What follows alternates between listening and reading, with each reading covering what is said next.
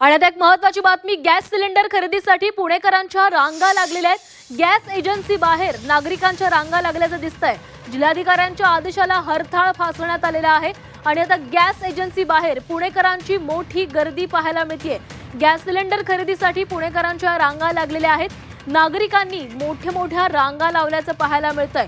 जिल्हाधिकाऱ्यांच्या आदेशाला हरताळ फासण्यात आलाय। होम डिलिव्हरी ऐवजी एजन्सी बाहेरच रांगा लावण्यात आलेल्या आहेत।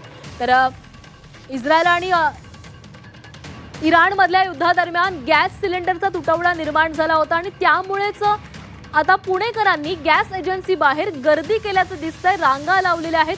होम डिलिव्हरी ऐवजी या नागरिकांनी या एजन्सीमध्ये जाऊन गॅस सिलेंडर घेण्याला प्राधान्य दिले आणि त्यासाठीची गर्दी झाल्याचं पाहायला मिळतंय।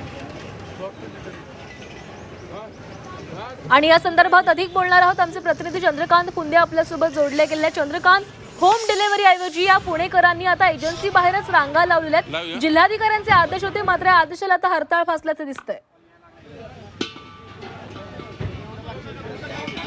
होय, काल कलेक्टर जितेंद्र डोटी यांनी सांगितलं की तुम्ही लाईनी लावू नका, तुम्हाला गॅस भरपूर आहे, कुठेही काही अडचण नाही। तरी पण आपण बघू शकतो ही अगदी लांब लचक में किमान 1000-2000 लोक इकडे लाईनीत उभा असतील असे आहे।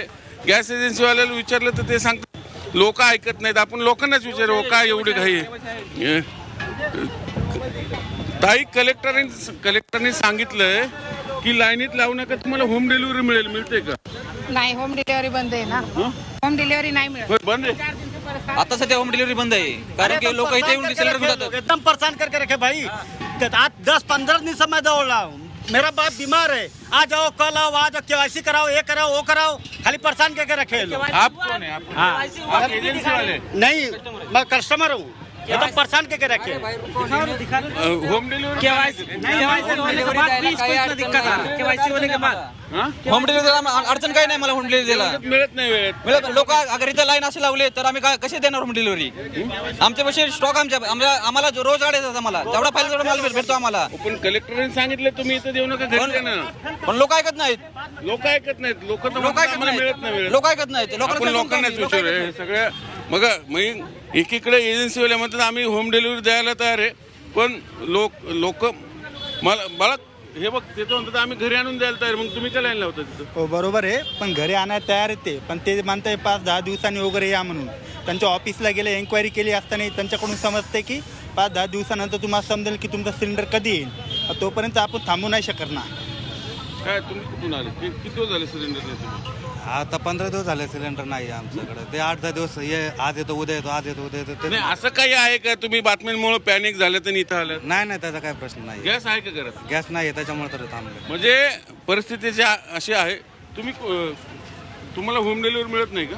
होम डिलिव्हरी नाही, 6 दिवस झाले फोन करून, पण फोन उचलले पण नाही आणि फोन घेतले पण नाही त्यांनी। आता शेवटी आम्हाला लाईनीतच येऊन थांबावं लागलं। त्यामुळे ते तर म्हणतात आम्ही घरी आणून द्यायला तयार आहे। नाही, 5 दिवसापासून बुक करून पण किती दिवस झाले आणि आले पण नाही। 5 दिवस झाले।